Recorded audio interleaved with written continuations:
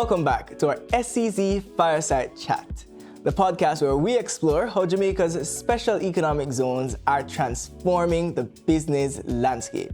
I'm your host, Michael Montague Jr., Manager for Business Development within the Special Economic Zone Authority. On this episode, we will be discussing the different incentives and your next steps to maximizing your investment.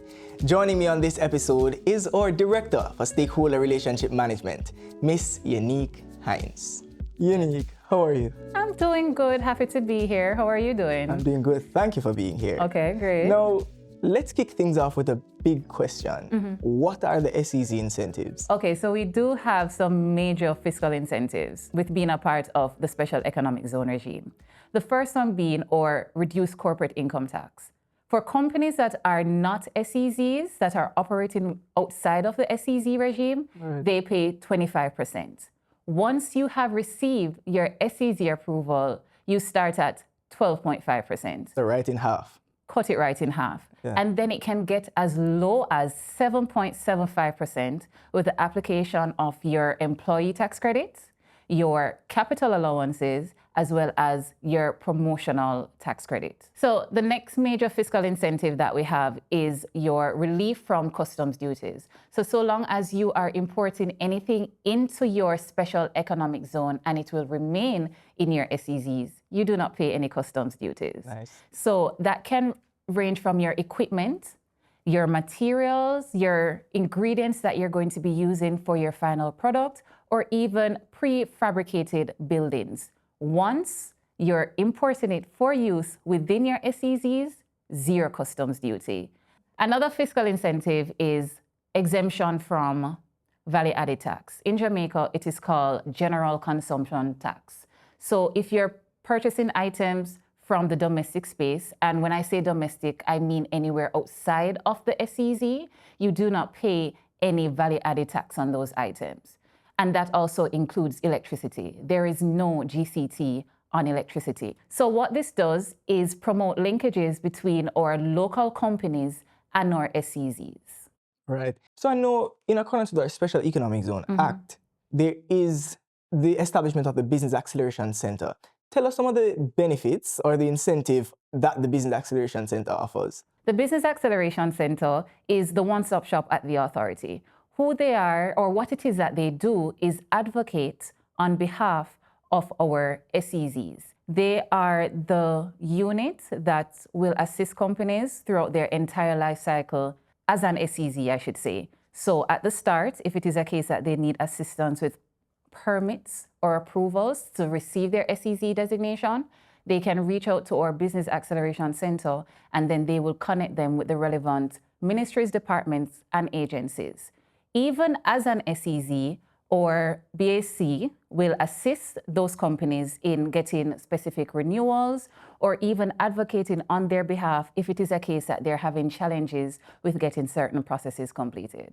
And I want to add that if you're trying to get through to our Business Acceleration Center, feel free to call us at 876-619-7392 or email us at bac@jseza.com. These sound like a lot of incentives. Okay, so if a company is interested in being a part of the SEZ regime, there are three basic eligibility criteria.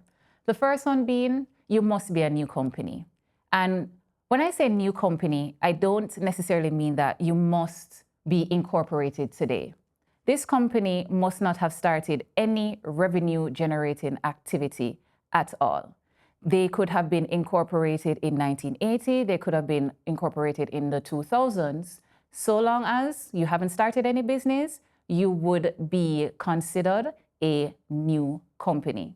The second is you must be incorporated in Jamaica at the Companies Office of Jamaica.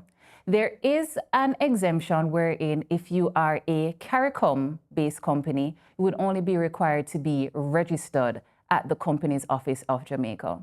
And then the third eligibility criteria is the requirement of issued and paid up share capital depending on the SEZ status that you will be applying for. Now, Yeuniek, this is a big one for our investors, I'm sure, who are listening.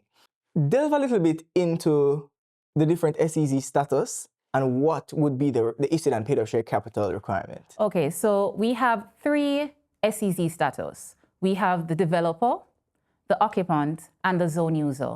Of the 3, only the developer and the occupants are able to access the fiscal incentives of the zone.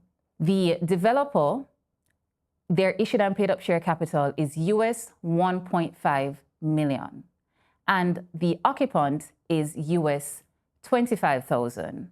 And then they must show proof of investment within the first year of their business of US 50,000. But let me take a step back. Let me properly define who a developer is and then who an occupant is. Perfect. So we have 2 types or 3 types of developers, I may say. We have our multi-purpose developer, our single entity developer, and we have our specialized developer. Our multi-purpose developer is what most persons would consider your landlord. They have a landlord-tenant type relationship. So they're the ones who will build out the space, and then they would lease that space to their tenants. So their sole responsibility would be managing the space that they would have built out. Right. And then they would lease that space to our occupants and our zone users. Then we have our single entity developers. They're the ones who build out and occupy their space. They do not lease space to tenants. Then we have our specialized developers. They operate within specific industries, for example, marine or aviation, and they are the ones who build out the space, they operate within the space, as well as they lease space to occupants and zone users who are also providing services within the same industry that the specialized developer is operating in. So I would have defined the 3 types of developers that we have. Then we have the occupants. As I would have mentioned before, the occupants lease space from our multipurpose developers, and they can also lease space from our specialized developers. Then we have our zone users. Zone users do not benefit from the fiscal incentives of the zone. A common saying within the authority is that they are physically present within the zone, but fiscally they are outside of the zone. Right. What does that mean? They don't benefit from any of the fiscal incentives that I would have previously mentioned. However, they're able to participate in other fiscal regimes, for example, the productive input regime. 2 main reasons they're not allowed or permitted, I should say, to benefit from the fiscal incentives is that 1, they're oftentimes existing companies. They're companies that are already operational in the domestic space. However, they want to take advantage of the strategic locations of our SEZs across the island. The second reason they do not benefit from the fiscal incentives is that they are operating within prohibited industries. Now, Yeuniek, let me just stick a pin right there. So for some of our prospective investors who are not so sure what the prohibited industries are, please walk us through. So we have 11 prohibited industries. They range from the extractive industry, public utilities, health services with the exemption of research and development, real estate management, tourism, catering, retail trade, and recently, intellectual property. However, the authority is currently in the process of developing an intellectual property regime that will allow companies, for example, or creative industries to blossom and grow within the SEZ regime. So before you ask, and I think you're going to ask this question as to why is it that we have these 11 prohibited industries, they fall into, let me say, like 3 categories. We have some industries that are already heavily taxed. For example, extractive industry. We have industries that are already receiving fiscal incentives from the government, for example, tourism.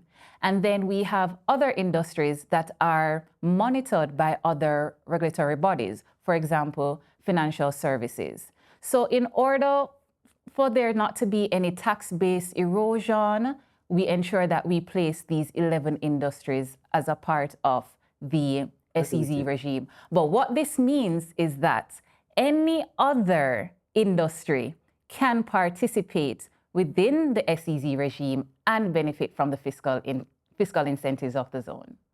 I love that, and I love that you ended on that point, because my follow-up question is, what kind of support do these companies that now become a part of the SEZ regime have access to through the authority? Well, earlier we would have mentioned the Business Acceleration Center, where they would have that hand-holding experience, where if they're having challenges with any of our MDAs, if they're just unsure as to what their next step is, our Business Acceleration Center is there. But then you also have our business development team. And if you are interested in being a part of the zone, come and talk to us. Right. Send us an email at bdev@jseza.com, and we will set up an expression of interest meeting where we will go through what it is that your company is interested in doing, and then we will let you know where it would best fit. You could be a developer, you could be an occupant, or you may just be a zone user, but we will guide you through the process so you have a better understanding as to how you can take advantage of the fiscal incentives. Additionally, once you're a part of the SEZ regime, you finish your expression of interest meeting with us, you are excited, you would have submitted your documents, you have gone through the application process, and you're now approved. You would benefit from a plethora of initiatives. For example, we do courtesy call visits. So once you're in, we don't leave you alone. We don't say, okay, you're now within the SEZ regime, we'd want nothing to do with you. No, that is not the case. We will check in with you on an annual basis, just to touch base and make sure that you're okay. Do you have any questions about accessing your benefits? Are you having any concerns? Are there any matters that you would like for us to advocate on your behalf? Right? Then we also have our SEZ Accelerator Series. What is it that we do within these Accelerator Series? So we would partner with other MDAs or other private companies to come in, give presentations on topics that we believe would benefit your business, that will accelerate your business, hence the name SEZ Accelerator Series. So these are a few of the initiatives that we have. Oh, but before I finish, for persons or investors who are interested in being a part of the space, we have SEZ site tours.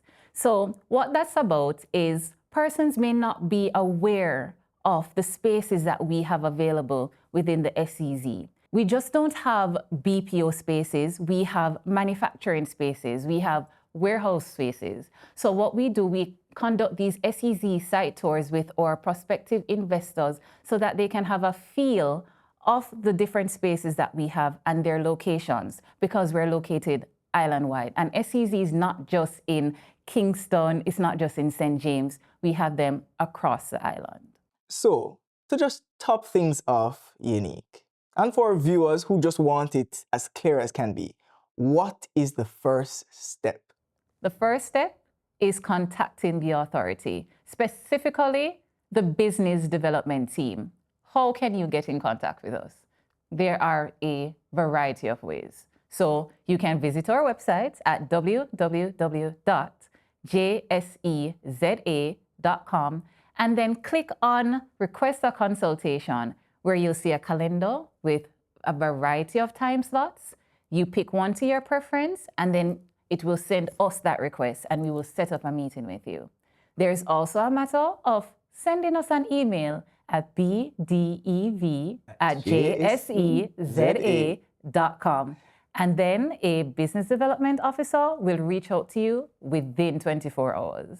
Or if email or the website doesn't work for you and you wish to call us, feel free to call us at 876-619-7392. Yeuniek, thank you so very much for joining us. Ladies and gentlemen, this is our Director for Stakeholder Relationship Management.